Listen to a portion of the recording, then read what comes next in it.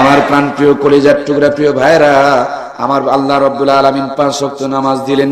এই 5 ওয়াক্ত নামাজের প্রথম যে নামাজ, সেটা হলো ফজরের ফরজ 2 রাকাত নামাজ। আল্লাহ এমন একটা টাইমে নামাজ দিলেন, যেই টাইমের ঘুম বড় মজা মজা টেস্টি লাগে। এমনি যদি নামাজটা সকাল 8টায় হইতো, তাও কিছু মুসল্লি পাওয়া যেত। এমনি তো শীতের রাত, তারপরে নতুন যন্ত্রণা, এই মোবাইল ফোন খালি ঘষাঘষি। মোবাইল ঘষতে ঘষতে জীবন খোয়া যায়। অনেকেই মোবাইলে নিশায় এত পড়া পড়ে গেছে, এখন বিয়ে করার পর্যন্ত সময়। অনেকের বিয়ে করেছে, কিন্তু মোবাইল ঘষাঘষির কারণে বউ চলে যায়, এরকম ঘটনা বাংলাদেশে আছে না নাই? মানে বাড়িতে আসার পরও বউকে সময় দেয় না, খালি ফোন নিয়ে ব্যস্ত থাকে। একবার বুকে হাত দিয়ে বলেন ঠিক কিনা?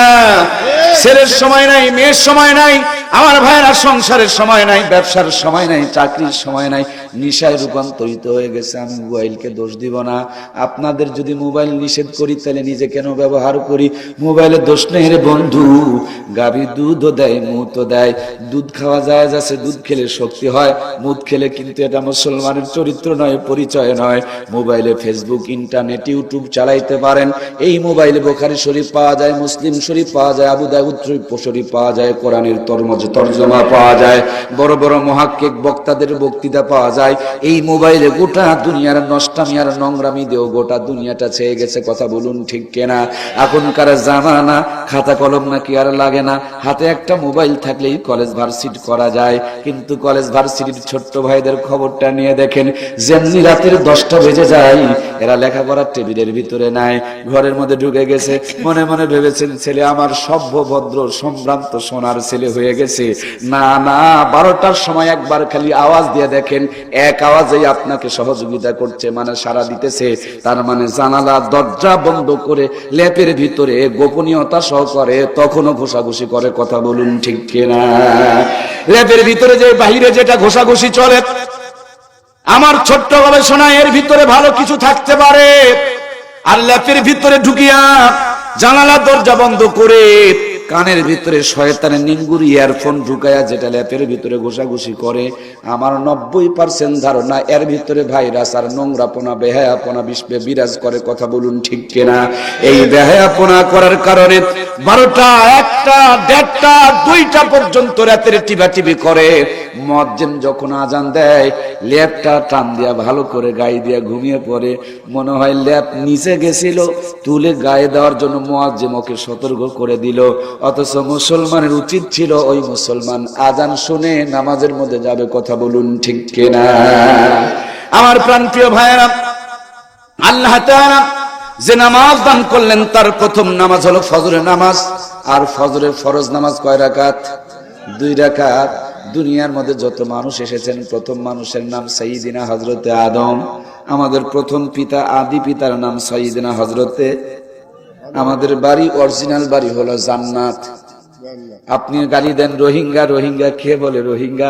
দুনিয়ার বুকে যা আছে সবাই তো রোহিঙ্গা, কারণ সবাই জান্নাত অথবা জাহান্নামের বাসিন্দা। কথা বলুন ঠিক কিনা? এই দুনিয়ার মালিক একমাত্র একজন, তিনি হলেন আল্লাহ। 2 নম্বরে মালিক হলো দেশের সরকার। সরকারে যদি দরকার হয়, আপনার যতই কাগজ থাকুক, আপনার কোনো মাতাব্বরি করার ক্ষমতা। 3 নম্বরের মালিক হলেন আপনি। তারপরে এত বড় মাতাব্বরি কেন?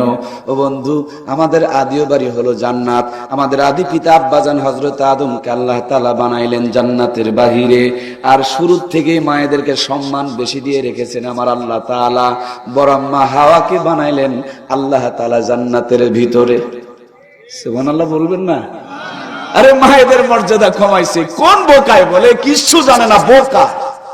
এটা নির্গেট, এটা জাহেল, এটা ধর্মান্ধ, এটা বুদ্ধিজীবী নয়, বুদ্ধি প্রতিবন্ধী। কথা বলেন? এর যদি বুদ্ধি থাকতো, আরে আব্বাজানকে আদমকে আল্লাহ বানাইলেন জান্নাতের বাহিরে, আর বড় আম্মাকে বানাইছেন জান্নাতের ভিতরে বানালেন আমার আম্মাকে মহলের ভিতরে, তার জন্য মহিলা।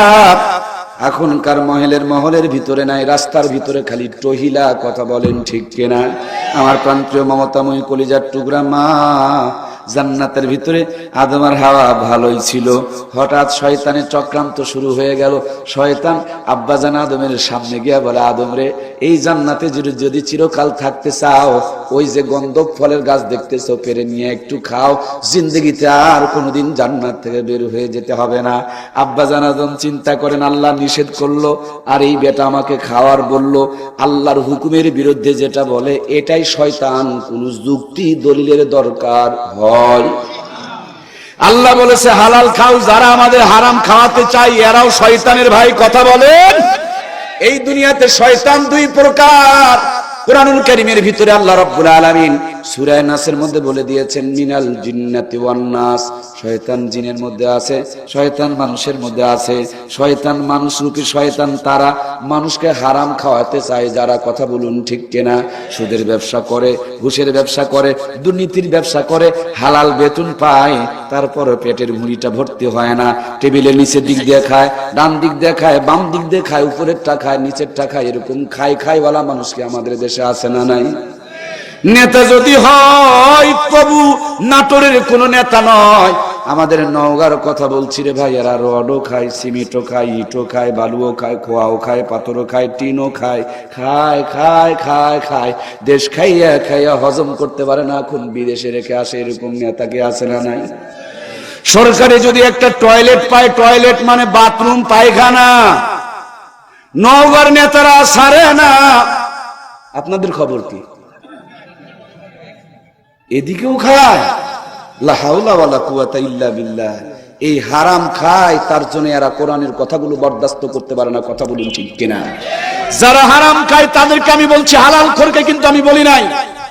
তুমি যদি হালাল খোরের বাচ্চা হয়ে থাকো, খবরদার কথার মধ্যে একটু তুমি ডানে বামে আঁচ লাগানোর চেষ্টা করবে না। আর হারাম খোর যদি হও, অবশ্যই তোমার জ্বলবে, কারণ তোমার ভিতরে ওই রোগ আছে। আমার প্রাণপ্রিয় ভাইয়েরা, হালালের ভিতরে বরকত রেখেছেন আল্লাহ, হারামের ভিতরে গজব দিয়েছেন কে? খায় খায় কয়, কিন্তু খাওয়ার কোনো ক্ষমতা তার ভিতরে আসলেই নাই। দুইটা করে রুটি পায়, খাওয়ার আগে পেট ফুলে যায়, সার্জেল ঢুকায় গন্ডগোল বন্ধ করা লাগে। এই ঘটনা আমার দেশে আছে না নাই? বলে আল্লাহর এই বাণী অনুযায়ী মুসলমান হইতে হবে মরার। জোরে বলুন না ভাই, মরার। আমাদের দেশে মুসলমান বানায় কিন্তু মরার পরে। চিটার মরে, বাটপার মরে, জুয়াচোর মরে, গাঁজাখোর মরে, সুদখোর মরে, ঘুষখোর মরে, 2 নম্বর মরে। যেমনি মরে এমনি প্যান্ট খুলে নেয়, শার্ট খুলে নেয়, গাঁজার পুরিয়া বের করে নেয়, কিরণমালা খুলে নেয়, কটকটি খুলে নেয়, পাখি খুলে নেয়, সুন্দর করে ধুইয়া মুইসা চকলেট মুড়ি দিয়া রাবিয়ায় বসরিয়ায় বাঙালিয়া বানিয়া মরার পরে পরিপূর্ণ মুসলমান বানায়া চালান করে বিসমিল্লাহি ওয়া আলা মিল্লাতি রাসূলুল্লাহ। এতদিন পর্যন্ত বিসমিল্লাহি ওয়া আলা মিল্লাতি শয়তান, গাঁজাখোর, সুদখোর, ঘুষখোর, জুয়াচোর, বাটপার যেমনি মরে তেমনি বলে বিসমিল্লাহি ওয়া আলা মিল্লাতি। তাহলে পরিবর্তন আমরাও হই। পরিবর্তনটা হয় কখন ভাই বলেন না? কখন? আল্লাহ বলছেন মরার। এই পার্থক্যটা খালি দুটা পার্থক্য বোঝেন। আমরা ভয় করি কিন্তু ভয় করার মতন করি না। আমরা পরিপূর্ণ মুসলমান হই কিন্তু মরার পরে, আর আল্লাহ হতে বললেন মরার আগে। এই দুইটা কাজ, ভয় করার মতন ভয় যদি করতে পারি আর মরার আগে যদি পরিপূর্ণ মুসলমান হইতে পারি, আমি ওয়ারেন্টি গ্যারেন্টি সহকারে বুকের তাজা রক্ত দিয়ে লিখে দিয়ে যেতে পারবো, আজকের এই মাহফিলটা জান্নাতের জন্য গ্যারেন্টি, কোনো সন্দেহ নাই। জোরে বলুন না সুবহানাল্লাহ। আল্লাহ, আল্লাহকে চিনতে হবে, ভয় করার মতন ভয় করতে হবে। আল্লাহর ভয় আজ থেকে 1500 বছর পূর্বে এই দুনিয়ার মানুষ করতো না। দুনিয়াতে এমন কোন অন্যায়, এমন কোন পাপ, এমন কোন নির্যাতন, এমন কোন খারাপ কাজ, এমন কোন জঘন্য কাজ ছিল না যে এই দুনিয়ার মানুষগুলো 1500 বছর পূর্বে করতো না। এই দুনিয়ার মানুষগুলোকে ভালো করার জন্য আল্লাহ তাবারক তাআলা তার বন্ধুকে পাঠালেন। পর্যায়ক্রমে আল্লাহর হাবিব আল্লাহকে চিনানোর জন্য চেষ্টার পদক্ষেপ নিতে শুরু করলেন। যখন এক একজন মানুষ আল্লাহকে চিনে ফেলে দিয়েছে, এরা দুনিয়ার ভিতরেই জান্নাতি মানুষ হইয়া গেছে। ভাইয়েরা আমার, এদের মধ্যে বিশেষ করে উল্লেখযোগ্য ছিল সাইয়্যিদিনা হযরত ওমর রাদিয়াল্লাহু তাআলা আনহু। আল্লাহকে চিনে নাই, এই জন্য নবীজির কাল্লা কাটার জন্য হাতের মধ্যে খোলা তরবারি নিয়ে ছুটে চলে যায়। প্রতিমধ্যে যখন কোরআনের দাওয়াত পেয়ে গেল, ওমর রাদিয়াল্লাহু তাআলা আনহু কোরআনের কাছে গিয়া তেলাওয়াত শুনে তার ভিতরে কিছুটা পরিবর্তন চলে আসলো। আমার ভাইয়েরা, নবীজির সামনে যখন চলে গেল, বিশ্ব নবীর নুরানি চেহারা দেখে হৃদয়ের ভিতরে আল্লাহর ভয় ঢুকে গেল। আল্লাহকে যখন চিনে ফেলে দিল, আগে ছিল কাট্টা কাফের, যেমনি তিনি কালেমা পড়েছেন, তিনি সাইয়্যিদিনা, গোটা মুসলিম জাহানের দ্বিতীয় খলিফা হয়ে গেছেন। সুবহানাল্লাহ। আমার প্রাণপ্রিয় ভাইয়েরা, যে ওমর নবীর কাল্লা কাটার জন্য ছুটে চলে যায়, সে ওমর যখন আল্লাহকে চিনে ফেলে দিয়েছে, দুনিয়াতে তার সম্মানকে আল্লাহ কত বাড়ায় দিয়েছে। মরার পরে জান্নাত দিবি, মরার আগেই জান্নাতের সার্টিফিকেট যেন তাদের জন্য ইস্যু করে বরাদ্দ করে আল্লাহ তাআলা পাঠায় দিয়েছে। জোরে বলুন সুবহানাল্লাহ। আমরা তাদেরই বংশধর, কিন্তু তিনারা আল্লাহকে ভয় করে পরিবর্তন হয়ে গেছে। আমরা কে আল্লাহকে ভয় করার মতন ভয় করি নাই, তার জন্য আমাদের কোনো পরিবর্তন হয়।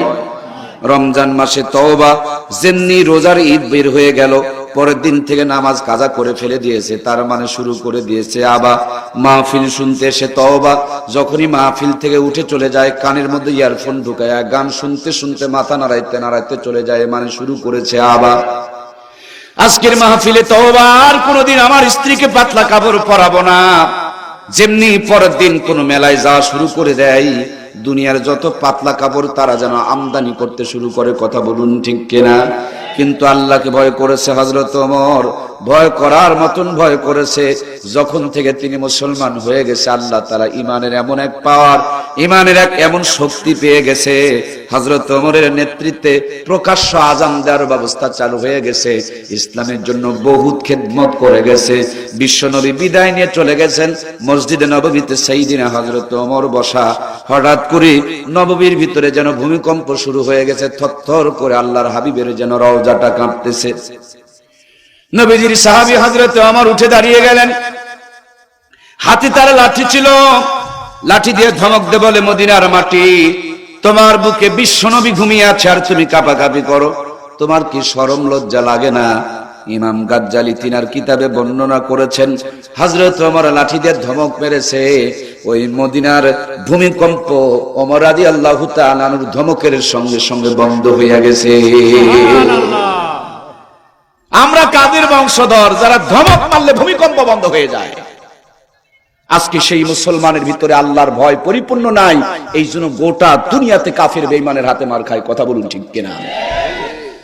যে মুসলমান ধমক দিলে ভূমিকম্প বন্ধ করতে পারে, সেই মুসলমান কেন আজকে কাফের বেঈমান ইহুদি খ্রিস্টানের হাতে মার খাবে? তার মানে আসল জায়গাতে আমাদের সমস্যা আছে না নাই?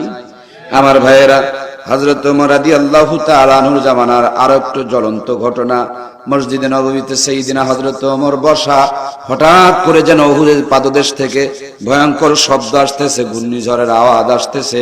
আল্লাহর পয়গম্বরের সাহাবী মসজিদে নববী থেকে বের হয়ে আসলেন, জান্নাতুল বাকির পাশে গিয়া উঁচু একটা পাথরের উপরে দাঁড়ায়া উহুদের দিকে তাকায় দেখেন, উহুদের পাদদেশ থেকে আমার ভাইয়েরা কেন যেন ভয়ঙ্কর ঘূর্ণিঝড় আসতেছে, বিকট শব্দ হইতেছে। আল্লাহর হাবিবের সাহাবী উঁচু একটা পাথরের উপরে দাঁড়ায়া হাতের লাঠির ইশারা করে বলছে, এটা মদিনার শহর, এই শহরের মধ্যে বিশ্বনবী ঘুমায়, খবরদার তুমি এখানে প্রবেশ করতে পারবা না। যেখান থেকে তোমার সৃষ্টি হয়েছে সেখানে গিয়া বিলুপ্ত হয়ে যাও। নবীজির সাহাবী হযরত ওমর যখন লাঠি দিয়ে ইশারা করেছে, যেখানকার ঘূর্ণিঝড় সেখানে গিয়া পুনরায় বন্ধ হয়ে গেছে। সেই মুসলমানের আজকে ইমানের অবস্থা দুর্বল হয়ে গেছে, আল্লাহর ভয় হৃদয় থেকে কমে গেছে। এই জন্য নিজের ছেলেও কথা শুনতে চায় না, মেয়েও কথা শুনতে চায় না। বিবাহ করার পর বউটা কথা শোনে না, বরঞ্চ বউয়ের কথা মাত্র আমাদেরকে চলতে হয়। কথা বলুন ঠিক কিনা? আমরা আমাদের মালিকের কথা শুনি না, আমরা আমাদের মালিককে ভয় করি না। এই জন্য দুনিয়ার আমাদের অধীনস্থ লোকগুলো আমাদেরকেও তারা এখন আর ভয় করে মালিককে যতদিন পর্যন্ত ভয় করে চলেছে, এরা ধমক দিলে জমিন তাদের ভয়ে কেঁপেছে, ধমক দিলে ভূমিকম্প বন্ধ হয়ে গেছে। আমার ভাইয়েরা, ইশারা করলে ঘূর্ণিঝড় পর্যন্ত বিলুপ্ত হয়ে গেছে। হযরত ওমর রাদিয়াল্লাহু তাআলা নূর জামানা মিশর যখন মুসলমানদের কবজায় চলে আসলো, ওই মিশরের মধ্যে একটা বাজে অভ্যাস ছিল, খারাপ প্রথা ছিল।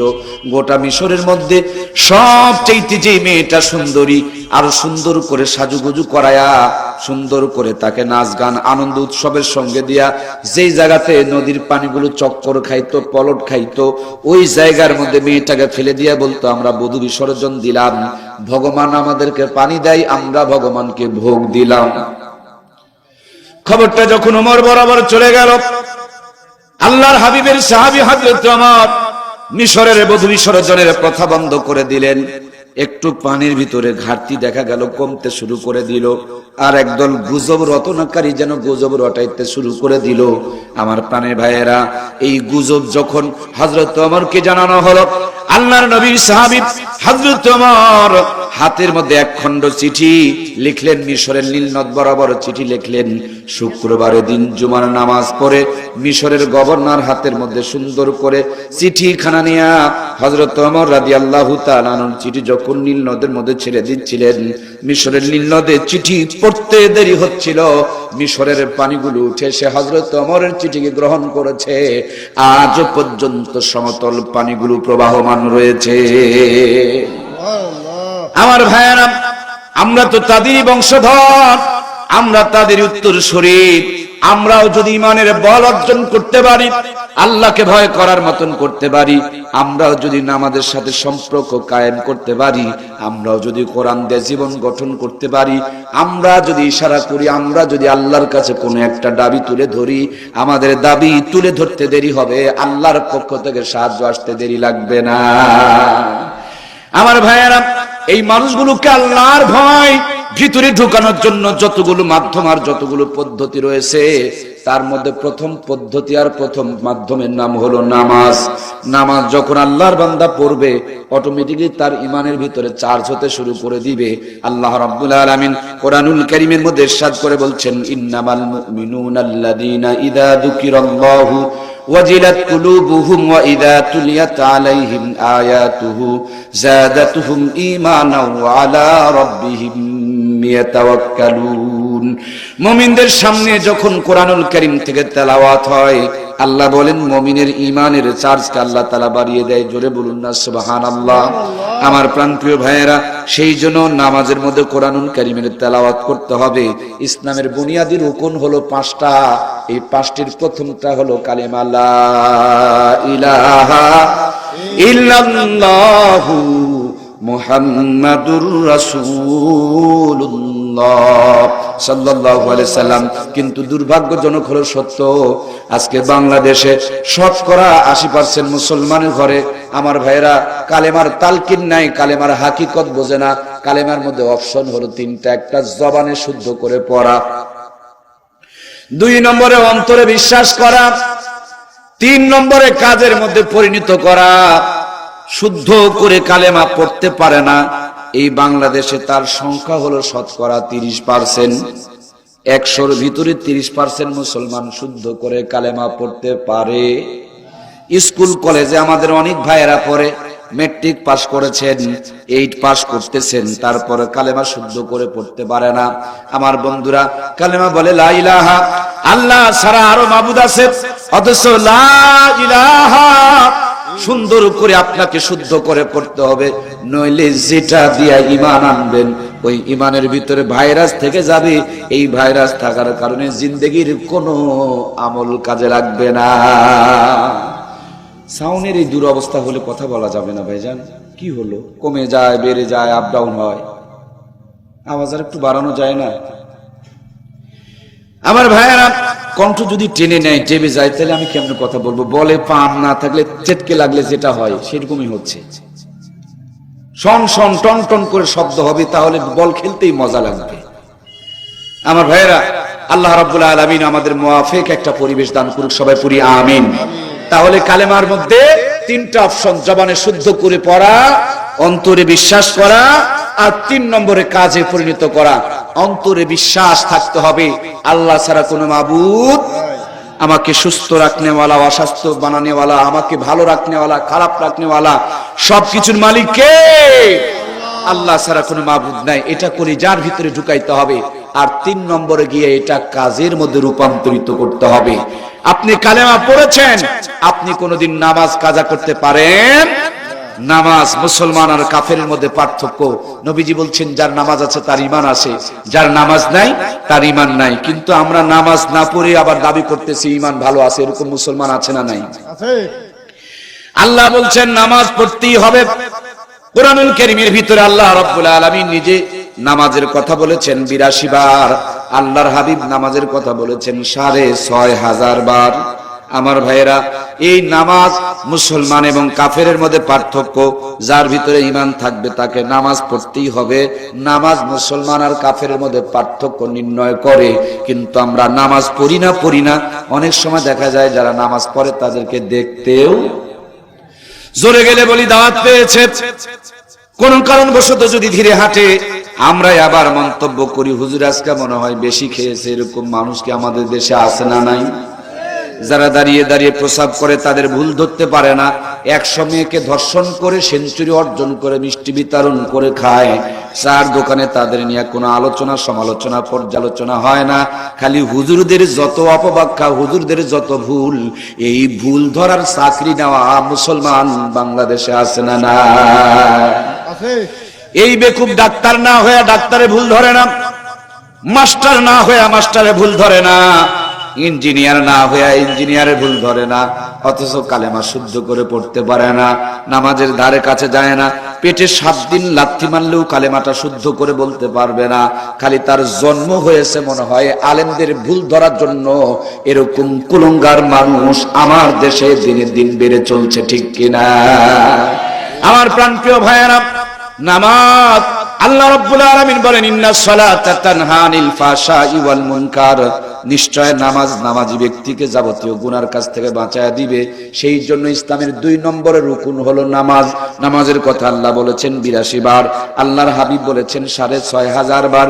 নবীজি যখন দুনিয়াতে জন্মগ্রহণ করেন, যেই ঘরে তিনি জন্মগ্রহণ করেন ওই ঘরে 2 জন মহিলা মানুষ। একজন ছিলেন বিশ্ব নবীর মা হযরতে আমেনা, আর একজন ছিলেন বিশ্ব নবীর ফুবি আম্মা হযরতে সুফিয়া। নবীজির ফুবি আম্মা হযরতে সুফিয়া বর্ণনা করেন, নবীজি যখন দুনিয়াতে আগমন করেন একটা আলোর ঝলকানি আসলো, আমার চোখ দুটো বন্ধ হয়ে গেল। আমি চোখ মিলে তাকিয়ে দেখি আল্লাহর নবী দুনিয়াতে এসেছে। আর নবীজির শুভ আগমনে, নবীজির নূরে গোটা দুনিয়া আলোকিত হয়ে গেছে। আম্মা জান সুফিয়া বর্ণনা করেন, যেই মুহূর্তে বিশ্বনবী এই দুনিয়াতে এসেছিলেন, আমার প্রথম নজরে যখন নবীজির দিকে পড়ে, আমি প্রথম দর্শনে তাকিয়ে দেখি আল্লাহর হাবিব নামাজের সেজদার হালতে দুনিয়াতে এসেছে। সুবহানাল্লাহ বলুন। নবীজি নামাজের সেজদার হালতে দুনিয়াতে এসেছে। যখন তিনি দুনিয়া ছেড়ে বিদায় নিয়ে চলে যাচ্ছেন, প্রচন্ড শরীরে ব্যথা, জ্বর, অসুস্থ হয়ে গেছে। এই মুহূর্তে দুইজন সাহাবীর কাঁধের উপরে ভর করে নবীজির কদম মুবারক জমিনের উপর দিয়া, মাটির উপর দিয়া সিসরায় যাচ্ছে। তারপর আল্লাহর হাবিব জীবনের শেষ নামাজটাও মসজিদে নববীতে আদায় করেছে। আমার প্রাণপ্রিয় ভাইয়েরা, নামাজ পড়ার পর অসুস্থতা বেড়ে গেল। সাহাবায়ে কেরামরা ধরাধরি করে বিশ্ব নবীকে ঘরের মধ্যে নিয়ে আসলেন। নবীজির পা মোবারক পূর্ব দিকে আর মাথা মোবারক পশ্চিম দিকে দিয়া আম্মাজান আয়েশা সিদ্দিকার ঘরের মধ্যে শোয়া দেওয়া হলো। আম্মাজান আয়েশার কোলের মধ্যে বিশ্ব নবীর মাথাকে তুলে দেওয়া হলো। আম্মাজান আয়েশা বর্ণনা করেন, দফায় দফায় হযরত জিবরাইল আমিনের সঙ্গে বিশ্ব নবীর মিটিং চলছে। জিবরিল এসে ডাকতে বলে, নবীজি গো, আজকে নতুন একজন ফেরেশতাকে নিয়ে এসেছি, যেই ফেরেশতা দুনিয়াতে কারো কাছে আসার জন্য পারমিশন চায় না, কিন্তু আল্লাহ তাআলা আপনার কাছে পারমিশন চেয়েছেন। আপনি যদি চান ফেরেশতা আপনার সঙ্গে মোলাকাত করবে, নইলে এখান থেকে ব্যাগ হয়ে ফিরে যাবে। আল্লাহর হাবিব হাজারো অসুস্থতার ভিতরে মুস্কি একটা হাসি দিয়া বলে, জিবরিল, আমি বুঝে ফেলেছি তুমি মালাকুল মউত আজরাইলকে আমার কাছে নিয়ে এসেছো। যাও, আমার আজরাইলকে আমার সালাম বলো।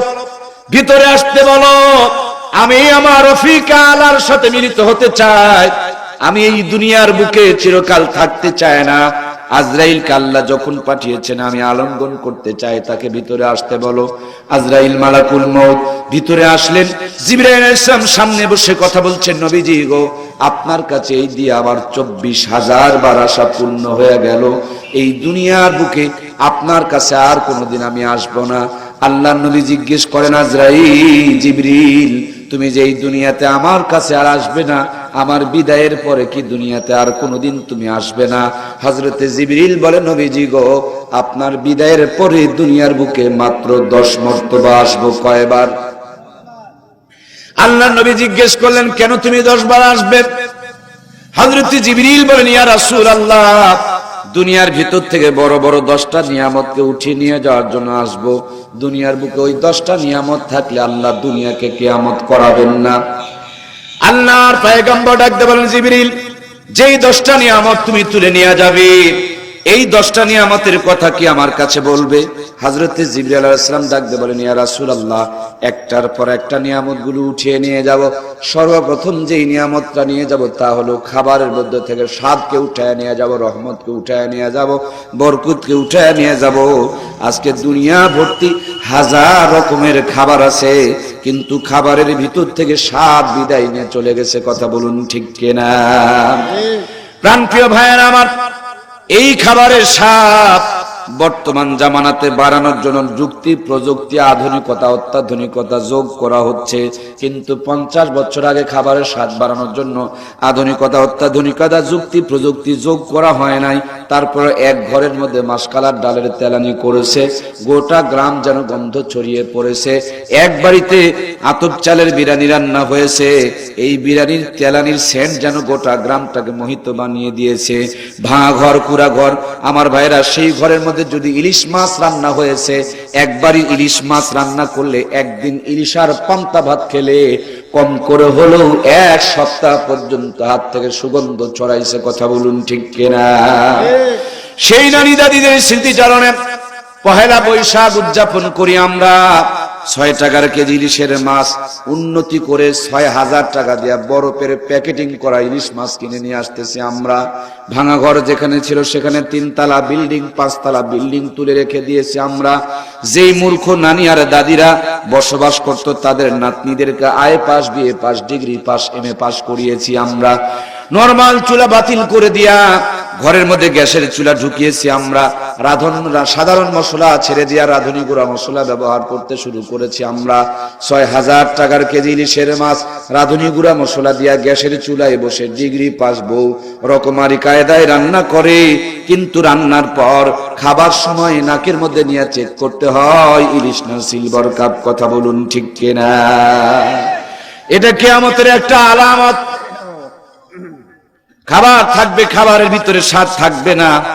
আমার যতটুকু গবেষণা, এর পিছনে আরো একটা কারণ তখনকার যেই টাকা দিয়া ইলিশ মাছ কিনা হতো, 5 টাকা 6 টাকা শেয়ারের ইলিশের মাছ কিনা হতো, কিন্তু এই টাকাগুলো ছিল হালাল। এখনকার জামানায় আমাদের শতকরা 60% টাকায় হারাম। গরিব মানুষ তাও গ্রামীণ ব্যাংকে বউ বন্ধক থেকে টাকা নেয়। এই 3 জন কইছে ঠিক, বাকিরা কি বউ বন্ধক রাখছেন নাকি? ইয়া আল্লাহ, তো কথা কর না কে? বউ বন্ধক তো বোঝেন না? এই বোঝেন কি বোঝেন না?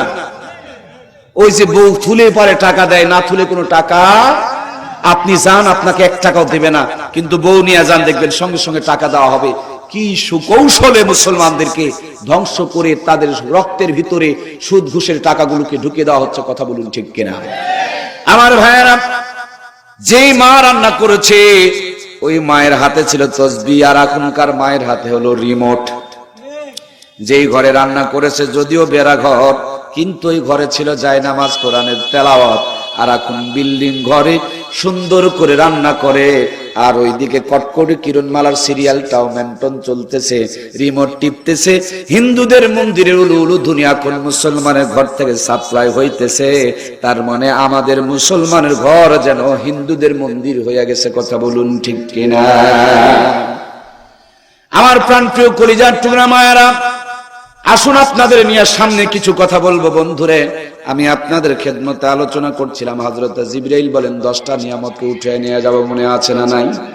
যেই 10টা নিয়ামতকে উঠে নিয়ে যাবেন, তার 10ম নম্বরে যেই নিয়ামতটুকু নিয়ে যাবেন তার নাম হলো কোরআন। যে যতই মন্তব্য করুক, আল্লাহর কোরআন যতদিন পর্যন্ত দুনিয়াতে থাকবে ততদিন পর্যন্ত এই দুনিয়া ধ্বংস হবে। আপনাকেও যদি বলে কালকে কিয়ামত হবে, আপনি কোরআন এসে ভাগ করে দেখবেন, যদি দেখেন কোরআনের ভিতরে কালো কালো অক্ষর আছে, বুঝে নিয়েন দুনিয়া এখনো পর্যন্ত বাকি আছে।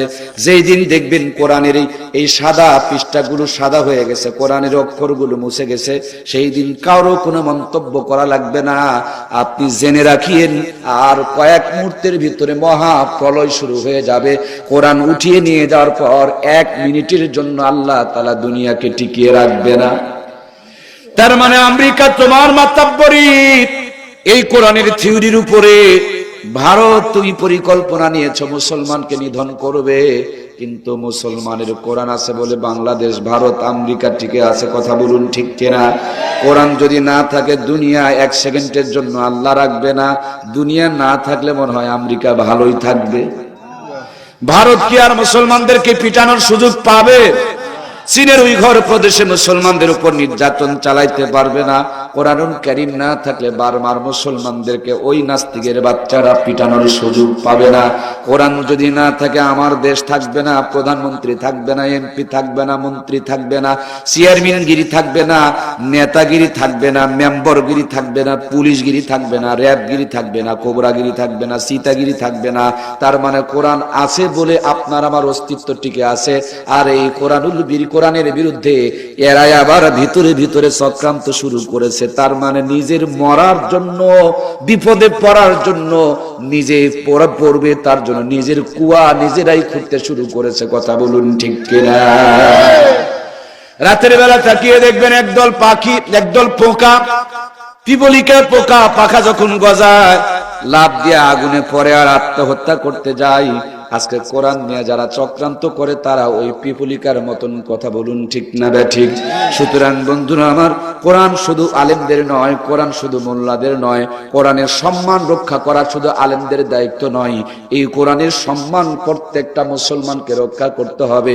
আমি মনে করি মুসলমান শুধু নয়, আমেরিকাকে রক্ষা করতে হবে, ভারতকে রক্ষা করতে হবে, হিন্দুকে রক্ষা করতে হবে, সাঁতালকে রক্ষা করতে হবে, মেথরকে রক্ষা করতে হবে, বুনাকে রক্ষা করতে হবে। কারণ কোরআনের জন্যই আল্লাহ দুনিয়াটাকে টিকাই রেখেছে। হযরত জিবরাইল আলাইহিস সালাম বলেন, আমি 10ম বারে আল্লাহর কোরআনকে নিয়ে যাব। গোটা দুনিয়ার মানুষগুলো নামাজে দাঁড়িয়ে যাবে। খুদ বাইতুল্লাহর ইমাম, খানায়ে কাবার ইমাম, তিনিও পর্যন্ত কাবার ফজরের নামাজের ইমামতি দাঁড়িয়ে যাবে। মদিনা শরীফের ইমাম ফজরের নামাজের ইমামতি দাঁড়িয়ে যাবে। আপনাদের নাটোরের ইমাম ফজরের নামাজের ইমামতিতে দাঁড়িয়ে যাবে। আমার নওগাঁর ইমাম ফজরের নামাজের ইমামতিতে দাঁড়িয়ে যাবে। একযোগে গোটা দুনিয়া থেকে হযরত জিবরাইল আলাইহিস সালাম কোরআনুল কারীমকে উঠায় নিয়ে চলে যাবে। 10ম বারে কোরআনুল কারীমকে উঠায় নিয়ে চলে যাবে। ইমামের কলিজার ভিতর থেকে কোরআন মুছে যাবে, মুয়াজ্জিমের কলিজার ভিতর থেকে কোরআন মুছে যাবে, কাগজের কফির ভিতর থেকে কোরআনুল কারীম মুছে যাবে, ওয়ালমেটের ভিতর থেকে কোরআনুল কারীমের আয়াতগুলোকে উঠে যাবে। একযোগে গোটা দুনিয়া থেকে কোরআনুল কারীমকে হযরত জিবরাইল তুলে নিয়ে যাবে। কাবার ইমাম ফজরের নামাজের ইমামতিতে দাঁড়ায়া লম্বা টাইম ধরে অপেক্ষা করবে। তিনি আর কোরআনুল কারীমের তেলাওয়াত করতে পারবে না।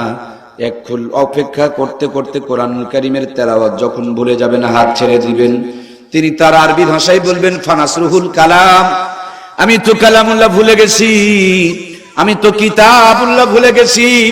তোমরা যদি কেউ পারো আজকের নামাজের ইমামতি করো। আমার ভাইয়েরা, মুসল্লিরাও হাত ছেড়ে দিয়ে বলবে, আমরাও তো কোরআনকে ভুলে গেছি। সানি ইমাম বলবে, আমি তো কোরআন ভুলে গেছি। মুয়াজ্জিম বলবে, আমি তো কোরআন ভুলে গেছি। মক্কার মানুষগুলো বলবে, আমরা তো কোরআনুল কারীম ভুলে গেছি। দৌড়াদৌড়ি শুরু হয়ে যাবে। আল্লাহ তাবারক তাআলা আমি ক্ষুদ্র গোলামকে 11 বার পবিত্র হজে যাওয়ার সুযোগ করে দিয়েছেন। বাইতুল্লাহর প্রত্যেকটা আলমারি খালি কোরআনুল কারীমদের সাজানো, কোরআনুল কারীমদের বোঝায় করানো। মানুষজন নামাজ ছেড়ে দিয়া আলমারিতে গিয়া আল্লাহর কোরআনুল কারীমকে বের করবে, কোরআনুল কারীম বের করে দেখবে উপরের কপি ঠিক আছে কিন্তু ভিতর থেকে সব পৃষ্ঠাগুলো হারিয়ে গেছে, পুরা কোরআনুল কারীমটা যেন সাদা হয়ে আছে। চতুর্দিকে দৌড়াদৌড়ি শুরু হয়ে যাবে, মনে করবে পাশের মসজিদের মনে হয় কোরআনটা ঠিক আছে, মনে করবে আমার ঘরের কোরআনটা মনে হয় ঠিক আছে, মনে করবে মদিনার কোরআনটা মনে হয় ঠিক আছে, মনে করা হবে আমাদের যে আমার ভাইয়েরা নাটোরের কোরআনুল কারীমের কপিগুলো মনে হয় ঠিক হবে। এবার গোটা দুনিয়ার মানুষগুলো ছোটাছুটি দৌড়াদৌড়ি করতে শুরু করে দিবে, কিন্তু সেই দিন আর সূর্য পূর্ব দিকে উঠবে না, সূর্য পশ্চিম দিকে উঠবে। আমার ভাইয়েরা কোরআনুল কারীম না থাকার কারণে হযরত ইসরাফিল আলাইহিস সালাম সিংহাতে ফুৎকার দিবে, মহাপ্রলয় কিয়ামত শুরু হয়ে যাবে। আজ সেই মুসলমান কোরআনুল কারীমের বিরুদ্ধে যেন চক্রান্তে লিপ্ত হয়েছে। ভাঙর যখন ছিল তখন কোরআনের জায়গা ছিল, বিল্ডিং ঘর হওয়ার পর এখন আর কোরআনের জায়গা, এ কথা কয় না কেন? মূর্খ যখন ছিল তখন কোরআনের জায়গা ছিল, শিক্ষিত হওয়ার পর এখন আর কোরআনের জায়গা আমাদের কলিজার ভিতরে হয়। আমার দেশের মধ্যে কারেন্ট যখন ছিল না তখন কোরআনের আলো দিয়া ঘরটা আলোকিত ছিল, যেমনি কারেন্টের আলো চলে এসেছে এখন 26 ইঞ্চি 21 ইঞ্চি রঙিন টিভি এলইডি মনিটর লাগায়া ঘরের মধ্যে কিরণমালা কটকটি পাখির সিরিয়াল মেনটেন করে, কোরআন পড়ার সময় নাই, পাক নাপাক অবস্থায় ঢকে কোরআন রাখার উপায় নাই, ঘরের মধ্যে নায়কার গায়কের ছবি ঝুলে এখন কোরআন রাখাই বড় দায়। এই জন্য মুসলমান ঘর থেকে কোরআন বের করে মসজিদে বনবাস দিয়ে আসে, ঘর থেকে বের করে কোরআনুল কারীমকে বাহিরে রেখে চলে আসে। ওই ঘরে কোরআন নাই, তার জন্য টাকা আছে, ফ্রিজ ভর্তি গোস্ত আছে, শিক্ষা আছে, চাকরি আছে, যোগ্যতা আছে, কিন্তু ওই কোরআনকে বের করার জন্য রহমত আর বরকত ঘরের বিদায় নিয়ে চলে গেছে, ঠিক কিনা? আমার প্রাণপ্রিয় ভাইয়েরা, হযরত জিবরিল বলেন, নবীজি আমি 10ম বারে এসে কোরআনুল কারীমকে উঠায় নিয়ে চলে যাব। হযরত জিবরিল বলেন, নবীজি গো, বিদায়ের পরে আপনার জন্য একটা দরখাস্ত আল্লাহর পক্ষ থেকে, তা হলো আপনার ওয়াফাতের পর আল্লাহ রাব্বুল আলামিন আপনার দেহকে আরশ আজিমের পাশে রাখতে চায়, আপনার প্রথম মতামতটা কি? আল্লাহ নবী ডাকতে বলেন, আমার উম্মত থাকবে দুনিয়ার ভিতরে, আর আমি যে বসবাস করব আল্লাহর আরশ আজিমের পাশে, এটা হইতে পারে না। উম্মতের সঙ্গে এই দুনিয়ার বুকে আমি নিজেও থাকতে চাই, জোরে বলুন সুবহানাল্লাহ। আমার ভাইয়েরা, হযরত জিবরিল চলে গেলেন। আমার বন্ধুরা, মৃত্যুর পূর্ব মুহূর্ত ঘনিয়ে আসলো। নবীজি যে জ্ঞান হারিয়ে ফেলছেন, চেতনা হারিয়ে ফেলছেন, হঠাৎ করে নামাজের সময় হয়ে গেল। হযরতে বেলাল রাদিয়াল্লাহু তাআলা মসজিদের মিনারে চড়ে আযান দিতে শুরু করে দিল। হযরতে বেলালের আযানের পর সাহাবায়ে কেরামরা কাতারবন্দী হয়ে গেছে, নবীজির পিছনে তারা নামাজ পড়বে, কিন্তু নবীজির যেন হুঁশ ফিরে না, নবীজির যেন জ্ঞান ফিরে না। পরামর্শ করে নামাজের সময় পার হয়ে যাচ্ছে, হযরত আবু বকরকে ইমাম বানানো হলো। আল্লাহর পয়গম্বরের কলিজার টুকরা আদরের সাহাবী হযরত আবু বকর নামাজে দাঁড়িয়ে তাকবীরে তাহরিমা, প্রথম তাকবীর আল্লাহু আকবার, কান্না বিজড়িত, মায়া বিজড়িত কণ্ঠে যখন আল্লাহু আকবার বলেছে, আবু বকরের সিনা জানা আল্লাহু আকবার ধ্বনিটা নবীজির কানে যাওয়া মাত্র বিশ্ব নবীর জ্ঞান যেন ফিরে এসেছে। নবীজি তাকিয়ে দেখেন ডানে বামে কোন সাহাবীরা নাই, শুধুই মাত্র আম্মা জান আয়েশা বিশ্ব নবীকে কোলের মধ্যে নিয়ে আছেন। চোখের পানিগুলো গাল বেয়ে বেয়ে নবীজির কপালের উপরে টপ টপ করে পড়ছে। আমার নবী ডাকতে বলেন, আয়েশা রে, এটা কোন সময় কেমন সময় চলতেছে? আল্লাহর হাবিব কি?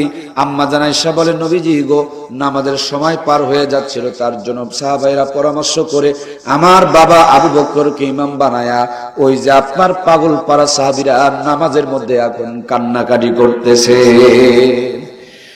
আল্লাহর হাবিব বলেন, আয়েশা আমাকে একটু সোজা করে দাও, আমি নামাজে যেতে চাই। কিন্তু নবীজি উঠে দাঁড়াতে পারছেন না, আম্মা জান আয়েশাও যেন নবীজিকে সোজা করতে পারছেন না। আল্লাহর হাবিব ডাকতে বলেন, আয়েশা তাহলে জানালার পর্দা টান দাও, হুজরাত পর্দা টান দাও, আমার মাথার নিচে হাত দিয়ে একটু মাথাটারে উঁচু করে ধরো, আমি জীবনের শেষ লগ্নে আমার উম্মতের নামাজের দৃশ্যটা এক নজরে দেখে যেতে চাই। আম্মা জান আয়েশা বলেন, আমি হুজরাত পর্দা টান দিয়া বিশ্ব নবীর মাথা নিচে হাত দিয়া মাথাটাকে যখন উঁচু করে ধরেছি, তাকিয়ে দেখি আল্লাহর হাবিব অবলক নয়নে নামাজের দিকে তাকিয়ে আছেন। চোখের পানিগুলো গড় গড় করে গড়ে গড়ে জমিনকে যেন স্পর্শ করতেছে। এক পর্যায়ে নবীজি যখন ঘাড়ি মুড়ি ছেড়ে দিলেন, বিশ্ব নবী যখন আমার ভাইয়েরা শরীরটাকে ছেড়ে দিলেন, আল্লাহর হাবিবকে আম্মা জান আয়েশা কোলের মধ্যে তুলে নিলেন। তাকায় দেখেন বিশ্ব নবী সাল্লাল্লাহু আলাইহি সাল্লামের চোখের পানিগুলো যেন কোনোভাবেই বাদ মানছে না। এক পর্যায়ে আম্মা জান আয়েশা সিদ্দিকা ডাক দিলেন, ইয়া রাসূলুল্লাহ, আপনার মনে হয় ভীষণ কষ্ট হচ্ছে গো নবীজি, যে কারণে আপনার চোখের পানিগুলো বাদ মানছেন না। আল্লাহর হাবিব ডাক দিয়ে বলেন, ওরা আমার আদরে আয়েশা, এই দুইটি চোখে জীবন ভর যত পানি দেখেছ সমস্ত পানি ছিল দুঃখ, কষ্ট আর বেদনার পানি। তাই বলে আজকের পানিগুলো তেমনটি ভেবো না। আজকের পানিগুলো আমার আনন্দের পানি, সফলতার পানি, সার্থকতার পানি। কারণ যেই নামাজকে প্রতিষ্ঠিত করার জন্য আল্লাহ আমাকে দুনিয়াতে পাঠিয়েছে, আমি এখন চলে যাব, আমার সমস্ত উম্মতগুলোকে সেই নামাজের মধ্যে দাঁড় করাইতে পেরেছি, উম্মতদেরকে নামাজে দেখতে পেয়েছি। আর নামাজ প্রতিষ্ঠিত হয়েছে, নামাজ কায়েম হয়েছে।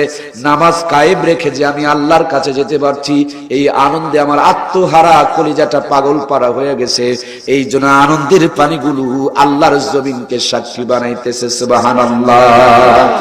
নবীজির ১৬ লক্ষ সাহাবী, একজন কি বেনামাজি ছিল? একজনও বেনামাজি ছিল না। আর আমাদের দেশের শতকরা ৮০% মুসলমানই বেনামাজি। কথা বলেন ঠিক কিনা? আমার প্রাণপ্রিয় ভাইয়েরা, খুব ভালো করে খেয়াল করে কথাগুলো বুঝার জন্য চেষ্টা করুন। নামাজ ছাড়া মুসলমান কেউ দাবি করতে পারে? যদি দাবি করে তার দাবিটা সঠিক হবে। কারণ নামাজ মুসলমান আর কাফেরের পার্থক্য, যার ভিতরে নামাজ আছে তার ভিতরে ঈমান আছে, যার ভিতরে নামাজ নাই তার ভিতরে ঈমান নাই। এটা মুহাম্মদুর রাসূলুল্লাহ সাল্লাল্লাহু আলাইহি সাল্লামের জবানের কথা বলুন ঠিক কিনা? এই জন্য প্রাণপ্রিয় ভাইয়েরা, দুনিয়ার বুকে যতগুলো নিয়ামত আল্লাহ তাআলা আমাদেরকে দান করেছেন, সব নিয়ামত দান করেছেন জিবরাইল আমিনের মাধ্যম দিয়া। নামাজ এত বড় একটা দামি নিয়ামত কোনো মাধ্যম দিয়া নয়, ডাইরেক্টলি তার বন্ধুকে দাওয়াত দিয়া আরশে আজিমে নিয়া ২৭ বছর ধরে প্রেম করে বিদায় লগ্নে ৫ ওয়াক্ত নামাজ নয় ৫০ ওয়াক্ত নামাজের হাদিয়া দিয়েছিলেন। নবীজির জিন্দেগিতে মেরাজ হয়েছে একবার, আমাদের মেরাজের ব্যবস্থা করে রেখেছেন প্রত্যেক দিন কয়বার? বিশ্ব নবীর মেরাজ হয়েছে ২৭ বছর। আল্লাহর হাবিব বলেন, আমি যখন না মেরাজে যাই, যাওয়ার আগে ওযু করেছিলাম, মেরাজ থেকে ফিরে এসে দেখতেছি ওযুর পানিগুলো গড়তেছে। নবীজি বর্ণনা করেন, মেরাজে যাওয়ার আগে আমি ঘরের দরজা বন্ধ করেছিলাম, কিন্তু মেরাজ থেকে ফিরে এসে দেখতেছি ঘরের শিকলটাও নড়তেছে।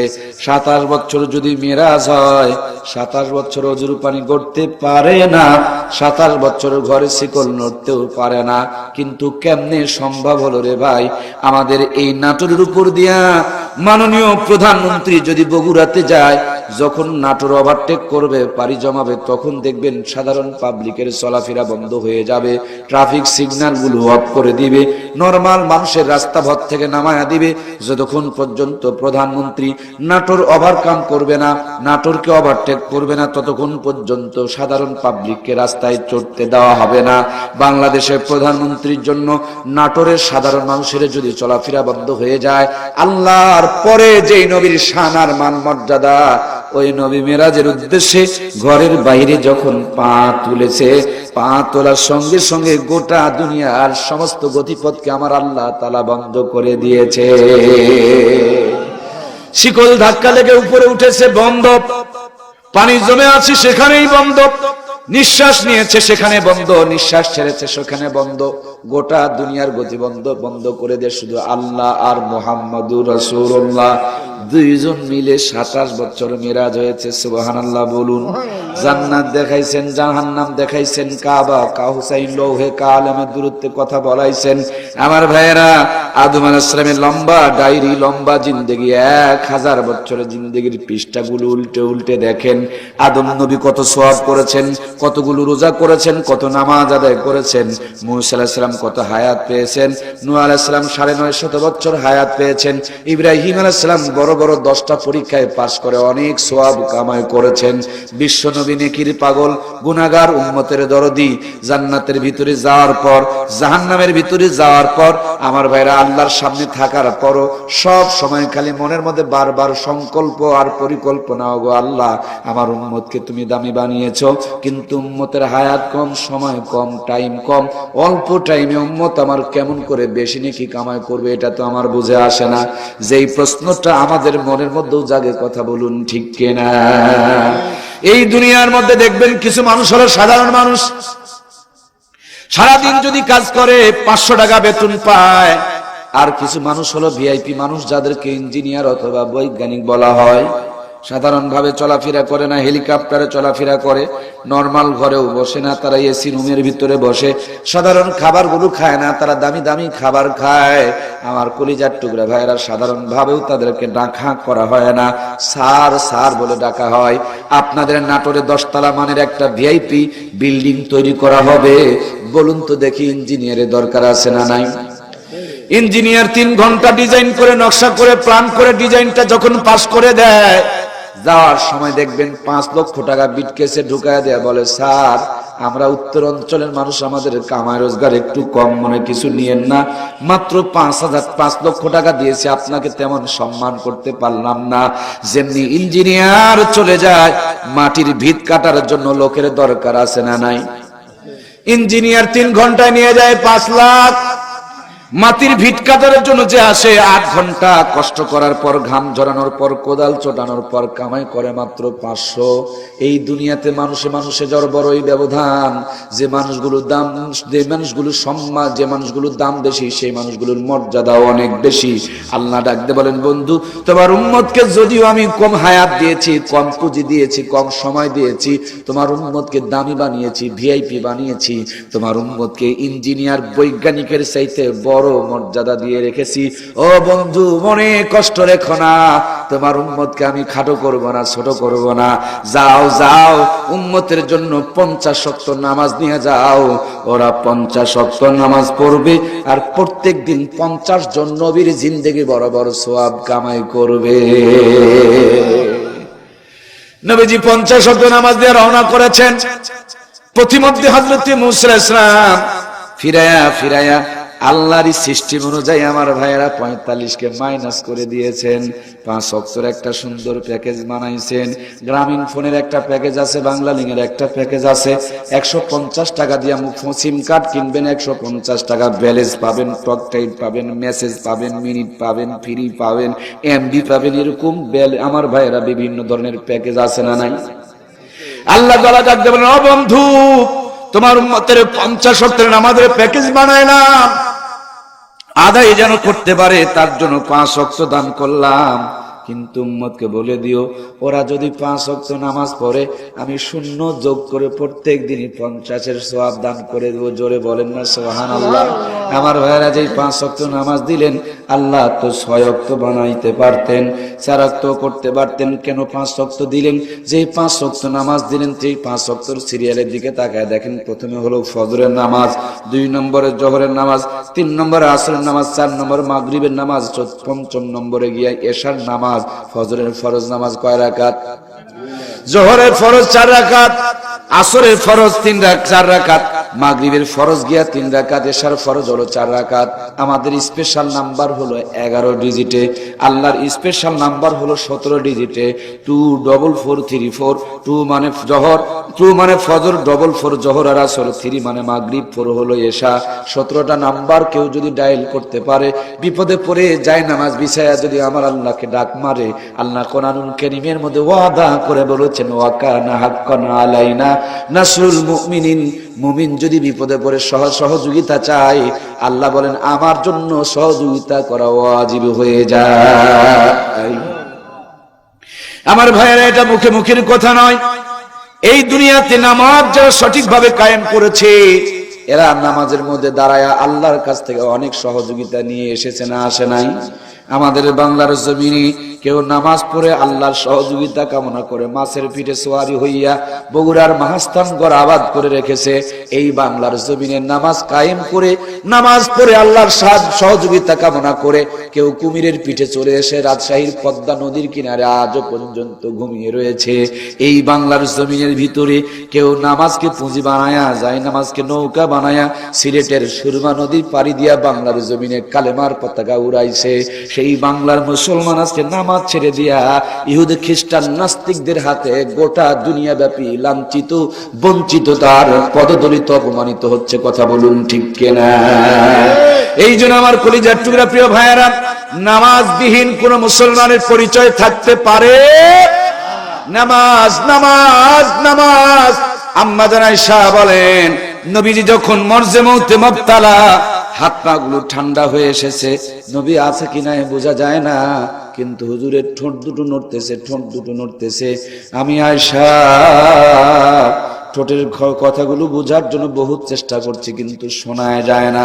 আমার কানটা লম্বা করে বিশ্ব নবীর ঠোঁটের কাছে যখন লাগিয়ে দিয়েছি, আম্মা জান আয়েশা বর্ণনা করেন, ওই মুহূর্তে বিশ্ব নবীর ঠোঁটের ভিতর থেকে আসসালা আসসালা আসসালা, ও আমার উম্মত, নামাজ নামাজ নামাজ। আমি চলে গেলাম, তোমাদের সুখে দুঃখে পাশে ছিলাম, তোমাদের জন্য দোয়া করতাম। এখন আমি চলে গেলাম, তোমাদের জন্য নামাজ রেখে গেলাম। যখনই বিপদে পড়বা আল্লাহর কাছে 2 রাকাত নামাজ পড়ে ধর্ণা ধরবা। মালিক যদি আরশে আজিম থেকে সামান্য বরাদ্দ করে 14 গোষ্ঠী ভেসে চলে যাবে। কিন্তু এখন যদি আমরা বিপদে পড়ি, আগের থেকে গ্রামীণ ব্যাংক ঠেঙ্গা মারা আসার মধ্যে ঋণ প্রস্তাব করি। আল্লাহর জায়গাতে এখন গ্রামীণ ব্যাংক চলে এসেছে। কথা বলে না কেন?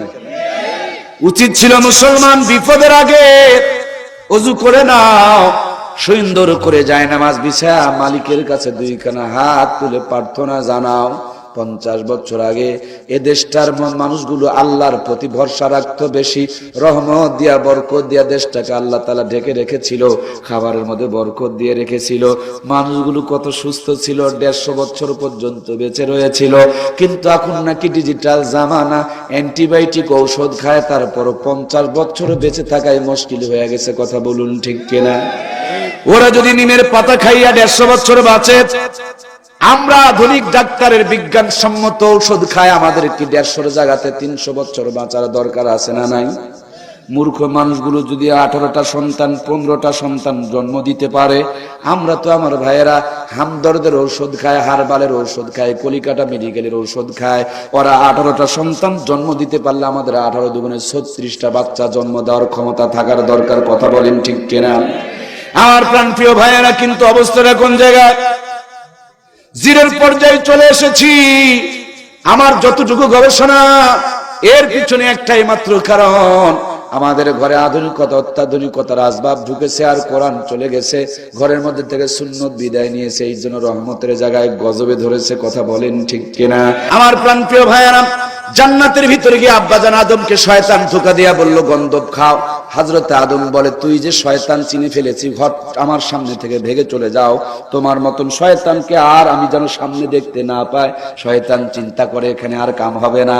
এবার আম্মাজান হাওয়ার কাছে গিয়ে একটু ষড়যন্ত্র করার জন্য প্রথমেই পরিকল্পনা করলো, চোখ থেকে টিপে টিপে 2 ফোঁটা পানি বের করে নাক টেনে টেনে মিশাই, হাকালি নাকে কান্নার শব্দ বের করছে।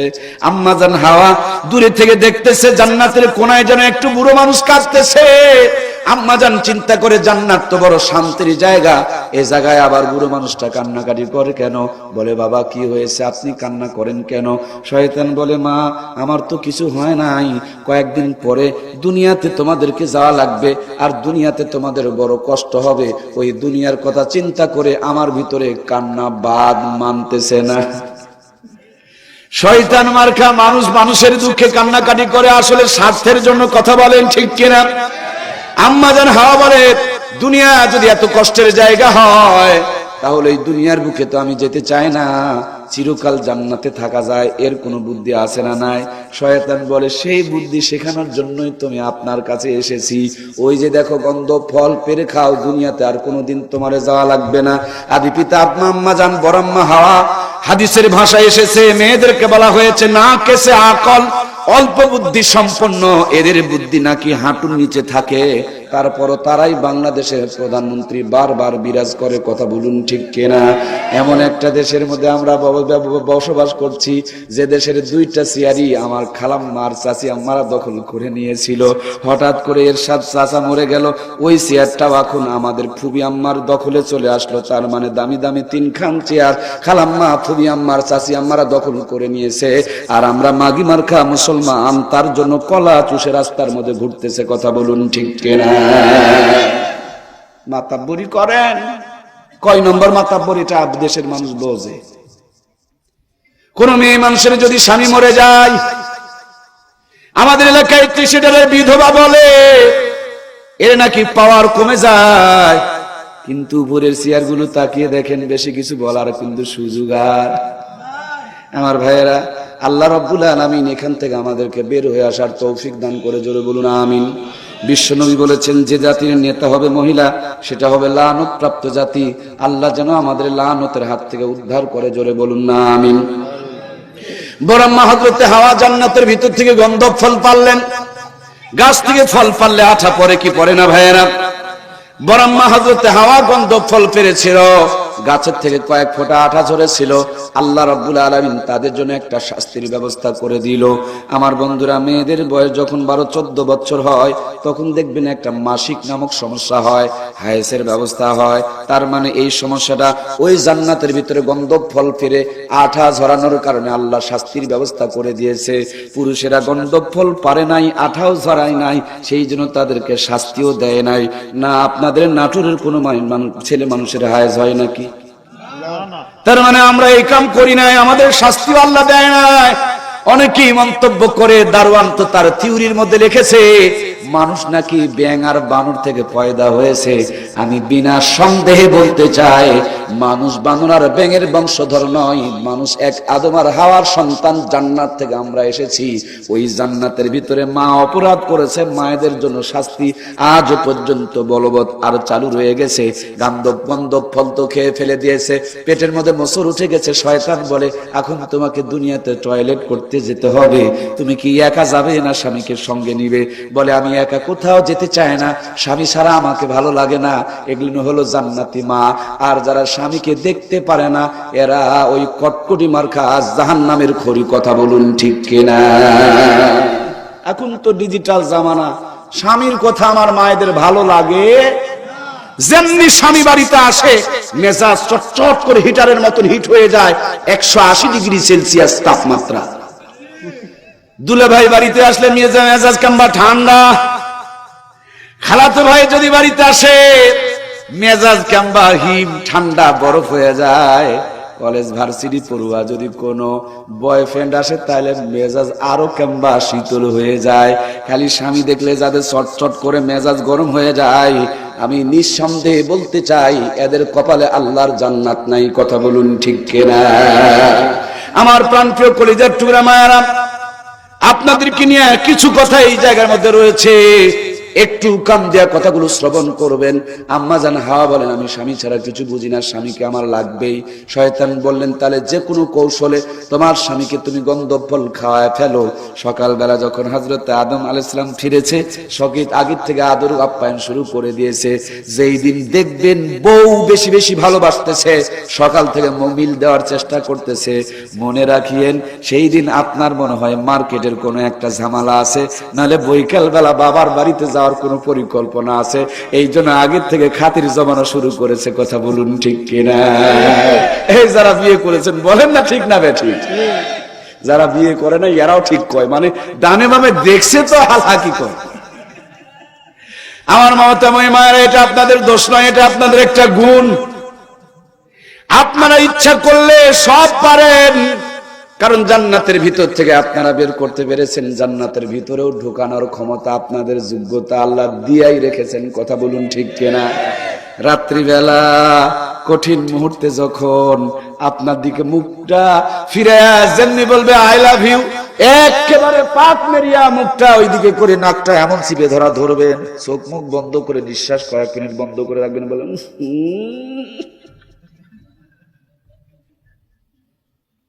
2-3 মিনিট খালি ওয়েট করে রাখবেন। যে তোমার মুখের থেকে সি সি সি সিগারেটের গন্ধ আসতেছে। এই আসল টাইমে কোন স্ত্রী যদি স্বামীকে এই সিগারেটের গন্ধ দেখা ব্রেক মারতে পারে, পরের দিন ওই মুখে মনে হয় সিগারেট আর আসবে।